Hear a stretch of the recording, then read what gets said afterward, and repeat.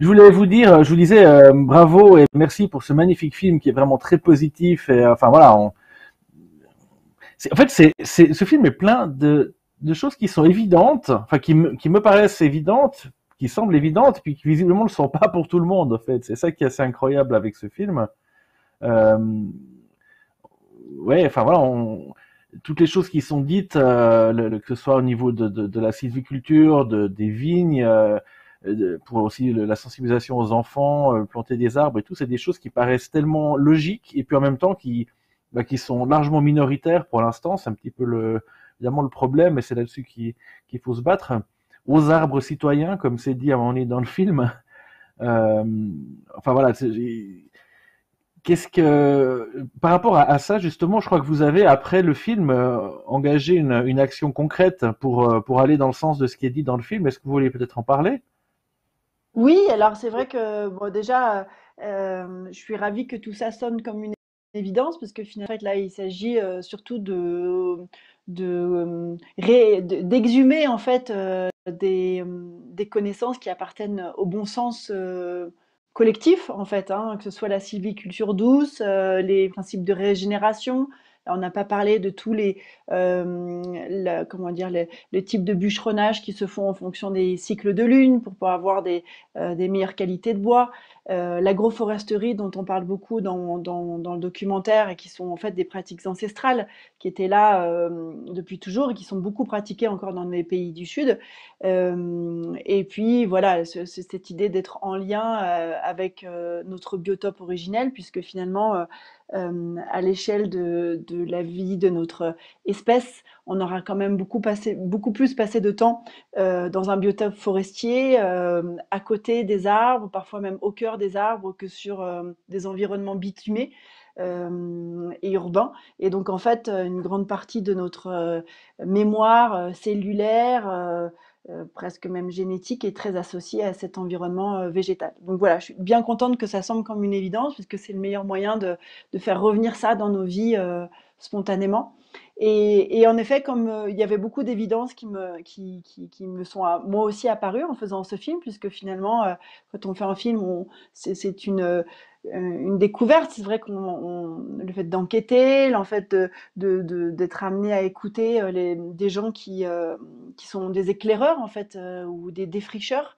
Euh, je me suis retrouvée devant cette évidence euh, que clairement aujourd'hui, bien sûr, on fait face à des enjeux qui sont des enjeux climatiques, des enjeux liés à l'érosion de sol, à la chute de la biodiversité, à des difficultés liées aux grandes amplitudes de température, avec comment dire, des échanges entre des phases d'inondation ou de gel tardif ou de chaleur. Bref, en fait, voilà, on fait face à tous ces enjeux et là, ces personnes que je suis allée voir dans ce film, en fait, amènent des réponses simples, évidentes, qui fonctionnent.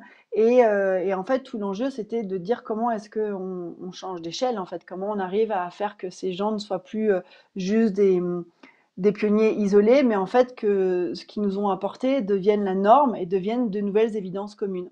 Et plus particulièrement ce lien à l'arbre et ce retour à l'arbre dans le monde agricole, comme on le voit Jack Delozzo et Delphine et Benoît du domaine greliers qui ont fait revenir l'arbre dans leur champ et dans leurs pratiques agricoles. C'est vrai que j'ai vraiment eu le sentiment qu'il fallait que avec une telle pratique, l'agroforesterie, on a une opportunité de réconciliation magnifique, en fait, de faire revenir l'arbre au cœur des champs. C'est un peu comme si on bouclait ces longues boucles qui s'est entamée au néolithique et où en fait on était dans un rapport très contre la nature, en opposition avec la nature et que là l'agroforesterie amène vraiment un espace de réconciliation où tout le monde, où toutes les formes de vie trouvent leur juste place et deviennent indispensables pour créer de la fertilité, de l'abondance partagée.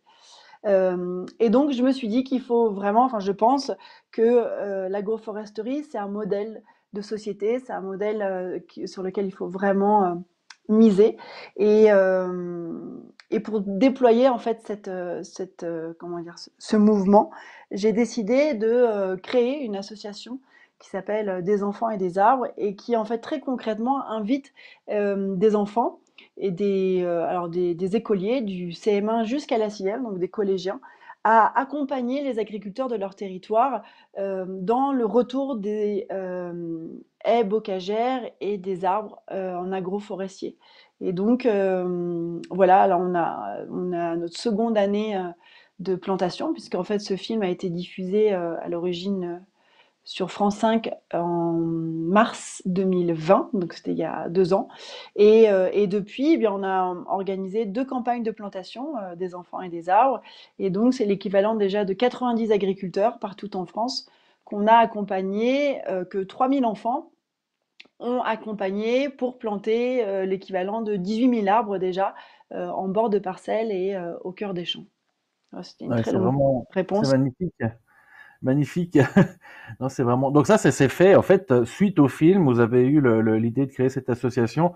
C'est un petit peu aussi sur le modèle de l'association des planteurs volontaires, j'imagine qu'on voit dans le film. Enfin, c'est un peu la même idée, c'est Exactement. ça? En fait, c'est ce que j'allais dire, c'est qu'en fait, les planteurs volontaires m'ont aussi beaucoup inspiré et enfin, déjà dans cette idée que eux font appel à beaucoup de citoyens justement pour activer, pour mettre en place ces plantations, parce qu'aujourd'hui, alors déjà, je voulais dire sur cette séquence-là des planteurs volontaires, à un moment, je relais une étude qui dit justement que actuellement, des organismes comme les planteurs volontaires ou plein d'autres structures en France arrivent à replanter 3000 km de haies par an, quand il nous en faudrait 25 000 par an d'ici 2050 pour atteindre nos objectifs communs, enfin les objectifs posés par les accords de Paris, et que parallèlement, 10 000 continuent d'être arrachés chaque année. Donc il nous en faudrait 25, on en plante 3 000 et 10 000 continuent d'être arrachés. Et en fait, Oui, en quand fait, j'ai on recule, réalisé, quoi.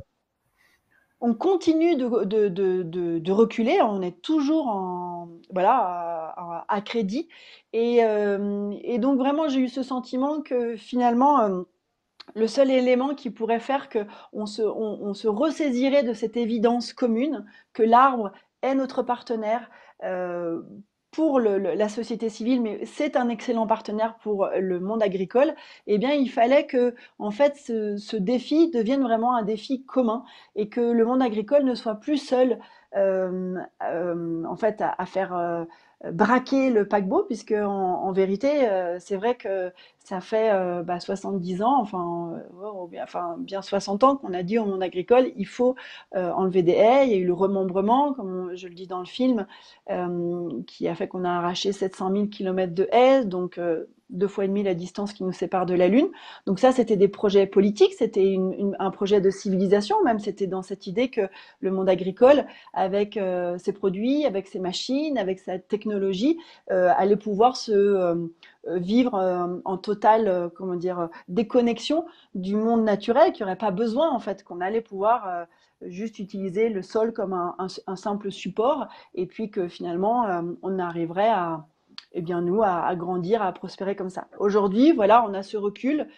70 ans plus tard, où on voit que toutes les difficultés, enfin, un grand nombre des difficultés auxquelles on fait face et qui risquent de s'amplifier dans les années à venir, c'est parce que l'arbre a disparu des paysages, du lien au sol, et que voilà, la première fonction de l'arbre, c'est quand même de se ressaisir de ce CO2 qui nous pose des problèmes quand il est dans l'atmosphère, pour le remettre à sa juste place dans le sol, et à ce moment-là, pour redevenir à ce qu'il est, c'est-à-dire un élixir de vie.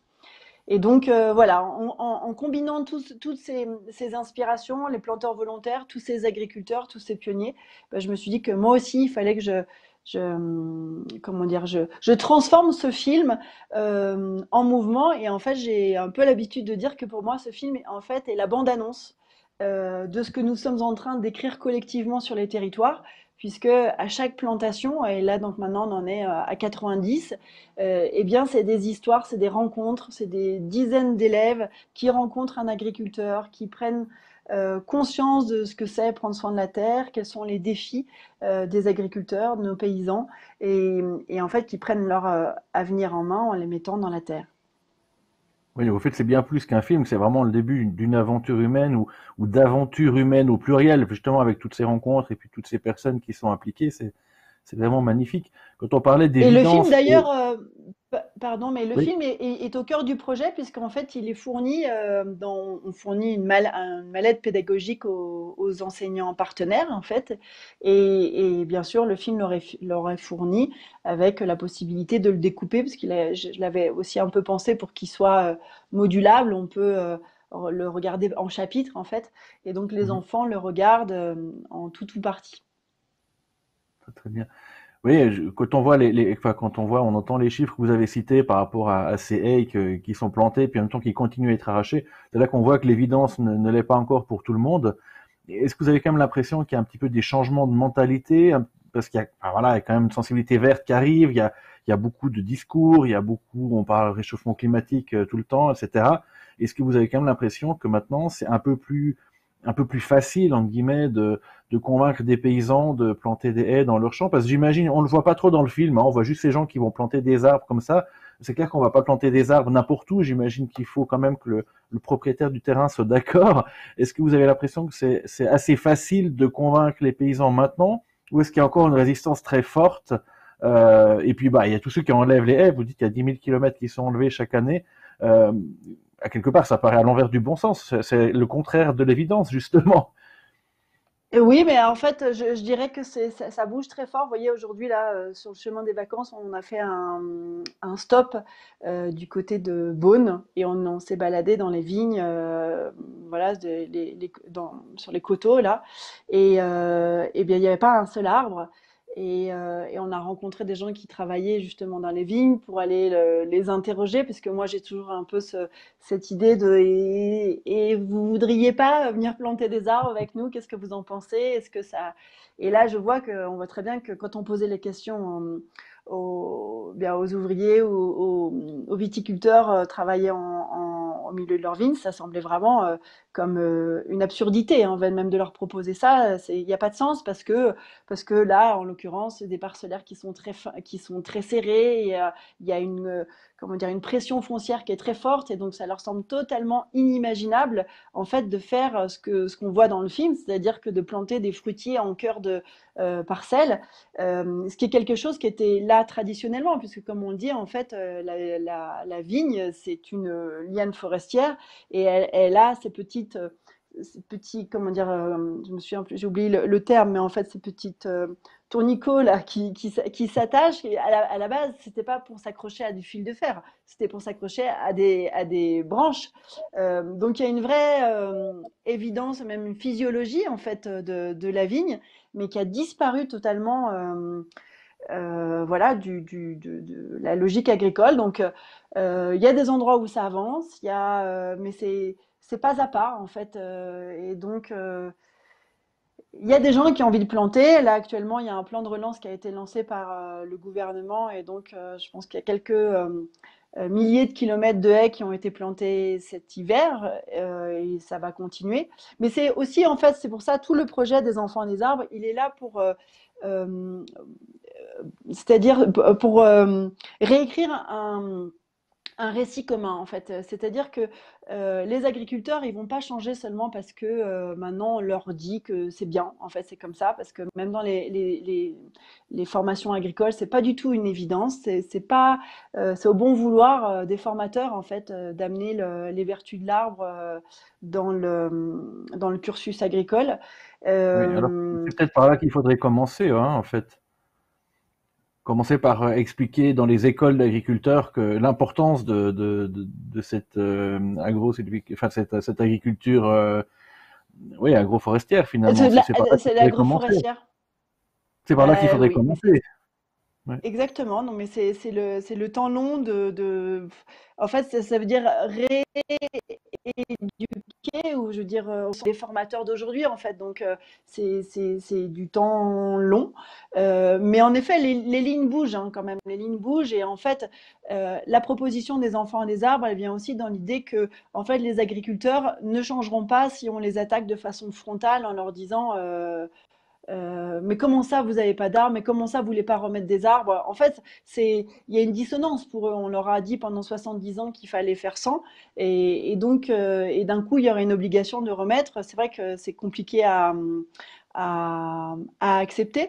Mais donc, nous, on est dans cette idée que replanter des arbres, c'est aussi répondre à un autre besoin du monde agricole, c'est se remettre en lien avec son territoire, se remettre en lien avec les consommateurs, se remettre en lien avec son village. Et donc, on propose aux agriculteurs en fait, on leur tend la branche dans cette idée.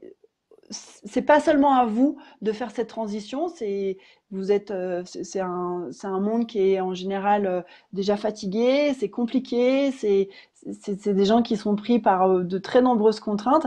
Et donc là, il y a cette idée que nous, la société civile, nous, les consommateurs, nous, la jeune génération, enfin, du moins les enfants, eh bien, on vient vous accompagner dans ce virage pour en faire un outil de rencontre, un outil de convivialité, et renouer en fait, puisque c'est une des autres souffrances du monde agricole, c'est voyez, les souffrances liées à la dégradation des sols, de l'environnement, des conditions économiques, mais sociales aussi. Et en fait, nous, à travers cette dynamique des enfants et des arbres, on veut à la fois créer un racinaire souterrain, c'est-à-dire pour toutes les vertus que vous avez vues dans le film, nourrir le sol, héberger la biodiversité, freiner le vent, enfin bon, créer de l'ombre et tout ça, mais surtout créer un racinaire humain, puisqu'on pense qu'en fait la transition agroécologique, elle a besoin de techniques, elle a besoin de moyens, elle a besoin d'outils juridiques, mais elle a besoin de réconciliation. Elle a besoin le monde agricole, il a besoin d'empathie en fait. Il a besoin qu'on l'aime, qu'on comprenne ses difficultés et qu'on lui dise écoute, on est avec toi, on comprend en fait tes difficultés. D'ailleurs, tes difficultés sont les nôtres parce que le monde agricole, il est notre miroir, il est le miroir de la société. En fait, il nous parle de nous. Enfin, du moins c'est mon point de vue, hein, c'est que je pense vraiment que il est notre miroir, il est pas le responsable, il est pas le coupable au loin, et il nous dit juste où on en est en fait collectivement. Et en plus c'est celui qui nous nourrit, qui prend soin de notre eau, de notre air, donc en fait il est absolument crucial. Et donc là, en fait, on parle de l'idée que l'agribashing bien pensant et en fait qui pointe vraiment le doigt sur les agriculteurs qui seraient en effet des gros pollueurs et en fait les responsables de bien des difficultés. Moi, je pense que c'est contre-productif et que en fait ça braque toute une population du monde agricole qui ne peut pas se transformer quand il se sent accusé et acculé. Et donc voilà, c'est un peu, je dirais, de la diplomatie ou du bon sens émotionnel que de dire en fait on comprend combien c'est difficile de changer, mais on vous accompagne et en fait on se donne des objectifs nouveaux et en fait on vous propose aussi des pratiques qui ne sont pas juste pour faire plaisir aux écolos, mais c'est des pratiques qui sont là pour prendre soin de votre sol qui est votre premier outil de travail. Et voilà, c'est un peu cette proposition-là, quoi. Oui, oui, c'est une proposition qui a beaucoup de vertus, effectivement. Par rapport aux paysans, au monde agricole et aux difficultés qu'ils rencontrent, on a eu de nombreux films au Festival du film vert qui traitent de ces sujets et on se rend bien compte que c'est difficile. Ils ont un manque de reconnaissance, ils ont des conditions économiques vraiment difficiles, on le voit. Aussi dans votre film en partie, et puis dans beaucoup d'autres films qu'on a passés, ce qui m'amène aussi à la question de l'aspect économique pour les paysans. Finalement, est-ce qu'ils ont des aides quand on remet, quand on reboise un petit peu un champ? Est-ce qu'au niveau du rendement, on a aussi une amélioration? Enfin, est-ce qu'il y a des incitations ou des effets de ce côté-là pour les paysans? Alors, il y a de plus en plus de subventions régionales, départementales, et donc là actuellement même ce plan de relance donc qui est national qui facilite grandement en fait la prise en charge des arbres et de la plantation des arbres. Euh, mais on voit que bah, déjà ces subventions parfois elles sont avec des critères de sélection qui sont excluants par exemple aux néo-paysans, à toute cette nouvelle génération d'agriculteurs qui s'installent, qui sont considérés comme hors cadre, donc qui seraient pas on appelle ça les cotisants solidaires, en fait, donc des agriculteurs qui ne sont pas officiellement reconnus, mais qui en fait qui le sont et qui sont agriculteurs, qui ont des projets et qui en fait méritent d'être accompagnés. Donc nous, par exemple, on va accompagner beaucoup d'agriculteurs de cette nature-là. Euh, et alors et puis en fait finalement notre aide financière, puisqu'on finance nous aussi nos plantations, elle peut aller conjointement avec d'autres aides pour donner plus d'élan, plus d'ampleur, plus d'ambition en fait aux agriculteurs, et qui pour beaucoup en fait viennent parce que ils voient en fait il y a des symptômes d'épuisement tant du monde des ressources agricoles ou des ressources naturelles que des agriculteurs. Donc ces symptômes d'épuisement liés à un modèle, là on en parle un petit peu dans le film, c'est le lien au sol. Mais par exemple, il y a beaucoup d'éleveurs aujourd'hui qui comprennent qu'en fait avoir un bétail ou des poules exposées en plein vent, en plein soleil, et bien en fait ça nuit à la production. Par exemple, la poule est également un animal forestier. La poule aime être cachée sous les frondaisons. Elle aime, en fait, la poule, par exemple, est un animal qui a peur, qui dans son, je veux dire, ADN ou elle a peur des rapaces, et donc ça fait que souvent les poules, même quand elles sont de plein air, partent rarement explorer tout l'espace qui leur est à disposition parce qu'elles se sentent menacées.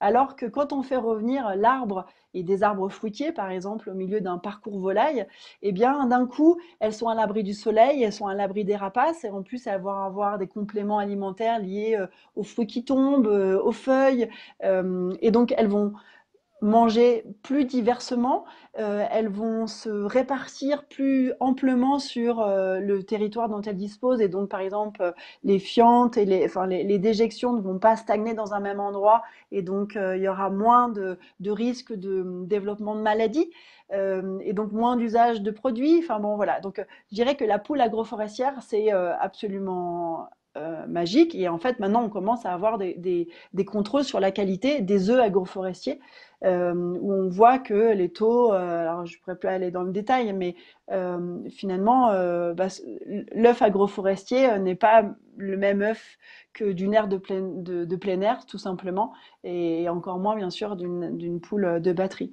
Donc ça, c'est du rendement. Et de la même manière, des vaches qui sont protégées du soleil pendant l'hiver, et en fait tous des animaux qui peuvent profiter de l'ombre, parce que d'ailleurs on voit très bien quand on se balade en campagne, les animaux ils sont comme nous, ils se mettent à l'ombre. Donc en fait, faire revenir l'arbre, juste si on parle des pratiques d'élevage, dans les parcours en fait, eh bien on peut mesurer une meilleure qualité du lait ou même de la viande ou même des œufs, parce qu'en fait c'est des animaux dont on a pris soin du bien-être. Et donc à partir de ce moment-là, ce sont des animaux qui sont plus productifs s'il s'agit d'en exploiter je sais pas, le lait ou la viande. Voilà. Et donc clairement, on voit aussi, aujourd'hui, on voit dans les vignes hein, que là, donc on était à Beaune là, dans la journée, ils ont tous perdu 80% de leur récolte, mais on voit que c'est des coteaux qui sont tellement exposés au vent, il n'y a rien, il n'y a aucun élément qui crée du microclimat. Et l'arbre, c'est sa vertu, il crée du microclimat. Il va, alors je dis pas que il y aurait sans doute pas eu de gel s'il y avait eu des arbres, mais de fait, ils sont là pour tempérer le climat, en fait. Ils tempèrent les fortes températures, qu'elles soient négatives ou positives. Euh, et donc tout ça, en fait, ça commence à être de plus en plus archivé, mesuré, aussi pour inciter les agriculteurs à leur dire, en fait, ne plantez pas juste pour refaire venir enfin, pour faire joli ou pour les petits oiseaux ou pour faire plaisir aux écolos, mais plantez parce que ça nourrit votre outil de travail, ça nourrit votre logique de production. Et l'agroforesterie, c'est vraiment cette idée que c'est produire et protéger. Comme le dit Alain Canet dans le film, c'est vraiment cet espace de réconciliation où on n'est plus obligé de choisir entre produire ou protéger. Oui, puis ce qui est intéressant, je crois que c'est l'agroforesterie s'appuie beaucoup sur la science, hein. Finalement, c'est pas juste planter quelques arbres un petit peu au bol comme ça dans les Ah champs, oui. c'est vraiment trouver des synergies, des essences, comme on voit bah, typiquement les oiseaux dans les vignes qui vont protéger ou tuer tel insecte, etc. C'est trouver tout un équilibre, mais c'est quand même assez scientifique à la base. C'est pas juste effectivement des délires d'écolo, quoi. Non, non, Et, c'est très technique, hein. C'est vrai que tous les agriculteurs plantent tous doivent, en tout cas, du moins ceux qu'on nous on accompagne, ils plantent en connexion avec des structures agroforestières, donc des techniciens, des ingénieurs agronomes, dont le savoir-faire et l'expertise est de savoir diagnostiquer sur un terroir, une production, une spécificité de géographique ou de coteaux. Voilà, toi, éleveur ou céréalier ou maraîcher, quels sont tes problèmes? J'ai trop de vent, j'ai trop de gel, j'ai plus assez de pollinisateurs, ou j'ai plus, voilà, ou j'ai des problèmes d'érosion de sol. Donc ça, c'est mes problèmes. Tu veux quoi? En fait, quel est ton projet et quel est ton environnement? Et à partir de ça, eh bien, on va designer, enfin, ils vont designer, ces techniciens, ces experts, euh, une plantation, un dessin de plantation, un plan d'aménagement en fait de la parcelle avec les arbres qui correspondent au projet.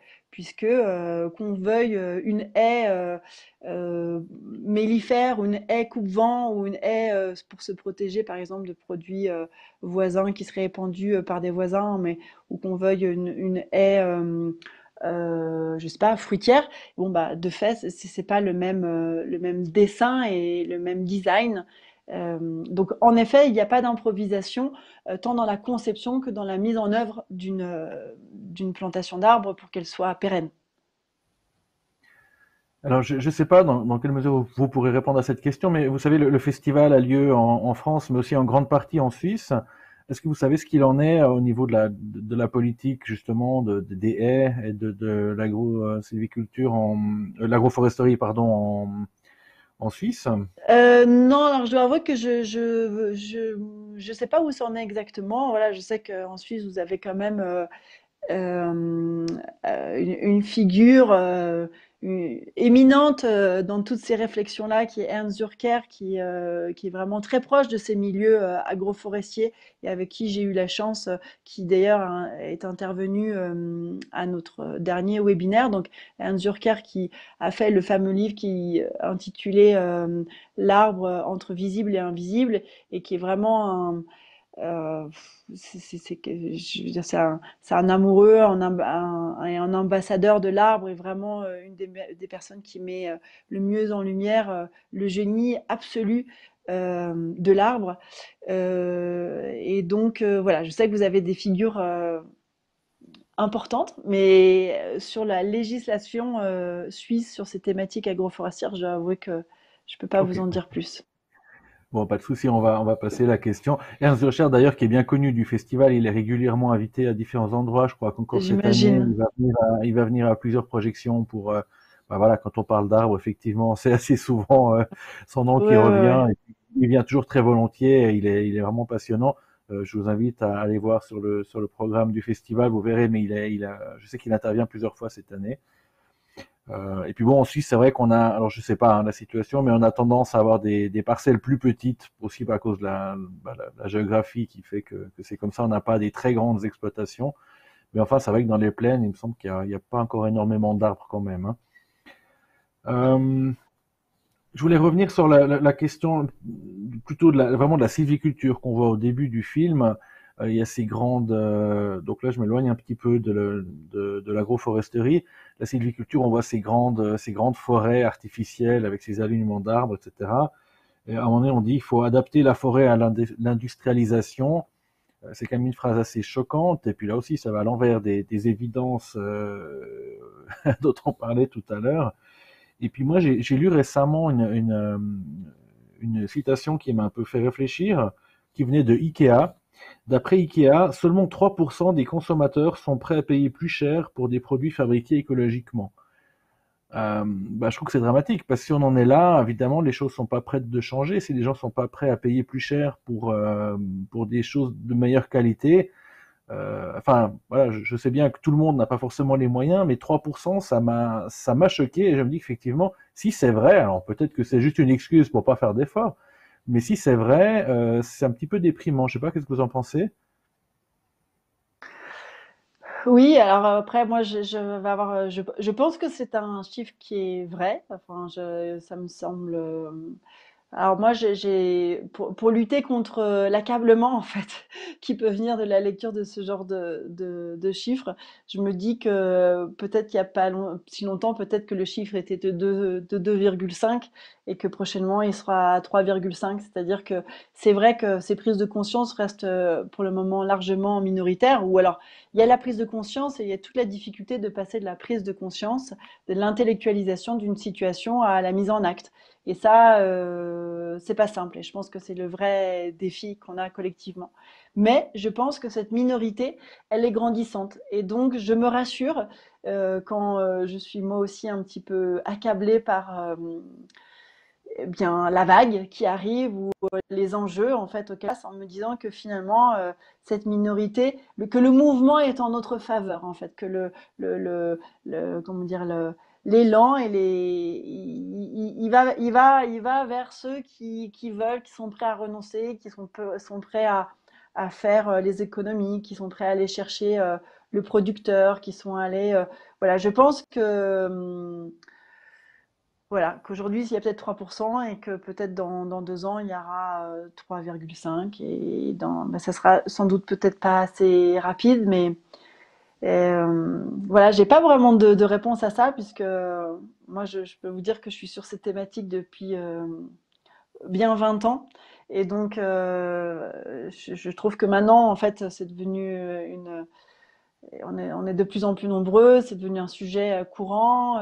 Bon, déjà, je trouve que c'est déjà très positif. Il y a 20 ans ou 15 ans, c'était quand même, on était vraiment des illuminés ou des empêcheurs de tourner en rond ou des rabat-joie. Donc voilà, j'essaie de me concentrer sur le fait que ça bouge. Peut-être pas assez Non, mais vite, mais ça c'est bouge. ça, c'est du positivisme, et c'est c'est vraiment génial, bravo. Mais j'espère aussi, effectivement, enfin, on espère tous hein, que cette tendance va augmenter, parce qu'effectivement, à la fin, c'est ça qui va faire la différence. C'est quand les grands industriels ou les grands producteurs, les grands commerciaux se rendront compte qu'il y a vraiment une demande, que les gens veulent autre chose, ben ils feront autre chose à quelque part. C'est aussi à ce moment-là que ça va se passer. C'est vrai pour les produits à base de bois, mais c'est surtout vrai pour l'alimentation. Enfin, c'est vrai pour pratiquement tous les biens de Mais, oui, consommation. mais je ne sais pas si vous avez vu que, par exemple, pendant le Covid, là, pendant le confinement, il y avait eu le gros boom et en fait, presque une rencontre des Français, par exemple, avec les petits producteurs et les AMAP.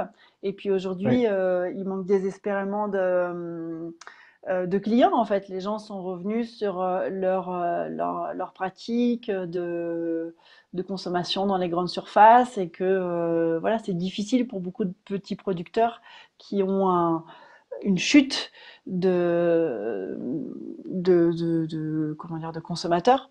Donc Mhm. voilà, c'est vrai que c'est difficile, hein, il faut aller à contre-courant, il faut s'accrocher, il faut avoir des convictions très fortes, c'est vrai, pour réussir à s'accrocher à toutes ces nouvelles tous ces nouveaux modes de consommation, de vie et de voilà. Moi, j'essaie de ne blâmer personne parce que on fait tous face à nos contradictions et en fait, c'est à quel point on arrive à les faire avancer. En fait, comment pas à pas on avance. Mais c'est vrai qu'on peut se dire que ce serait bien d'avancer plus vite. Et c'est pour ça que, par Oui, exemple, là, j'ai cette association, je l'ai montée, puisque à un moment, je me suis dit, là, il faut vraiment, l'enjeu, c'est de changer d'échelle, quoi. C'est maintenant, en fait, qu'il faut y aller. c'est c'est exactement ça. C'est que effectivement, il faut voilà, les choses prennent du temps. Il faut blâmer personne. Ça avance. Et puis en même temps, on voudrait tous que ça aille beaucoup plus vite. On aimerait que les choses changent. Tout le monde parle enfin tout le monde. Beaucoup de gens parlent de transition justement maintenant de plus en plus. Et puis ouais, bah voilà, il faut du temps. Et puis entre comprendre la chose, l'accepter, et puis vraiment passer à l'acte derrière, c'est différentes étapes. Et voilà, c'est vrai que ça prend du temps. Pour revenir à l'association, puis on va arriver, je pense, au bout de l'entretien. Je voulais dire qu'il y a un site internet qui s'appelle desenfantsetdesarbres.org, sauf erreur, qui présente tout ce que vous faites, qui est assez complet, et aussi des petites vidéos, enfin voilà, plein d'explications sur votre démarche. Je sais pas si vous voulez en reparler encore. Alors, oui, oui, oui, en effet, des enfants et des arbres, .org. Et puis d'ailleurs, le film est aussi disponible à la location, si tard, il est disponible. Et puis, je vous encourage à en parler autour de vous, à ceux qui veulent nous soutenir, parce que c'est toujours c'est toujours l'enjeu pour des associations comme ça, c'est trouver des financements. Donc, tous les adhérents, les sponsors, les dons sont très bienvenus et ils se transformeront en arbres plantés avec des enfants aux côtés d'agriculteurs. Et voilà, et d'ailleurs, on n'est pas parlé tout à l'heure, mais sur ce que ça fait aux enfants, en fait, hein, de planter ces arbres et d'être du côté de la solution, puisque voilà, pour cultiver l'espoir, c'est vraiment ce qu'on essaie de faire, cultiver la foi en la capacité de chacun de changer, de changer le monde en commençant par changer son propre paysage. Euh, et voilà, et ces enfants, on essaie de les raccorder à leurs rêves aussi, puisqu'on leur demande d'enraciner des arbres, mais aussi des rêves au pied de chacun de ces arbres, en leur disant que les grands ont l'habitude de dire qu'il faut pas rêver. Bon, bah, moi, je pense que tout à l'inverse, plus que jamais, il faut rêver et il faut reconquérir. Enfin, réhabiliter le rêve, puisque c'est lui qui va nous donner envie de nous surpasser, d'explorer des nouveaux horizons. Et donc, voilà, on plante des arbres, des rêves, on enracine des jeunes citoyens qui, on l'espère, fera que, eh bien, ce sera plus bientôt 3% de gens qui sont prêts à payer plus pour leurs meubles, mais, mais 10 et 20 et 40. Et c'est vraiment à l'éducation, au moment de l'éducation que tout se joue. Donc, voilà, on œuvre dans ce sens. Non, c'est vraiment génial, bravo. Donc des enfants et des arbres.org, hein, attention, pas .fr ou .com, Point mais .org, c'est oui, oui, oui, .org. Oui. Et puis une exactement. dernière question quand même, Marie-France, vous êtes réalisatrice. Je sais pas si à côté de ce projet, vous avez encore le temps de travailler sur d'autres films. Est-ce que vous allez faire peut-être un autre film sur le même sujet pour relancer un petit peu les choses? Je sais pas. J'imagine que vous devez prendre plein d'images en faisant toutes ces Eh ben initiatives. écoutez, non, je dois avouer que je suis dédiée à ce projet où je pense que d'ailleurs pour pouvoir reprendre la parole, parce que quand on fait un film, là des films comme ça, c'est quand même on touche quelques millions de personnes. Et en fait, moi, j'ai vraiment besoin de m'aligner. Je pense que c'est une des demandes du moment. Et donc, j'ai envie de pleinement incarner ce que je dis dans ce film-là, parce que sinon, si moi je ne le fais pas, je veux dire, comment reprendre la parole pour la suite? Donc, je vais aller au bout de ce projet. Pour le moment, c'est une jeune pousse associative. On a 2 ans. Il y a encore plein de choses à construire. Et peut-être que je m'interdis rien. En fait, je suis un peu la vie et là où elle me souffle d'aller. Donc là, voilà, il me pousse à l'intérieur que c'est là et au service de ce projet que je dois être. Alors, je fais des photos, maintenant, je fais des petits films, j'interviewe toujours des enfants et voilà, mais c'est plus modeste, mais je suis voilà, j'ai posé la caméra pendant quelques temps.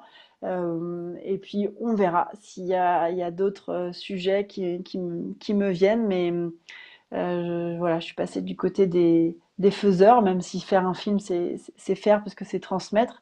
Mais je vois qu'il vit, il transmet ce qu'il a à transmettre. Et c'est vrai que pour le moment, j'ai plus envie de faire, de vivre et d'être en phase totale avec ce que je dis, plutôt que de reprendre la parole.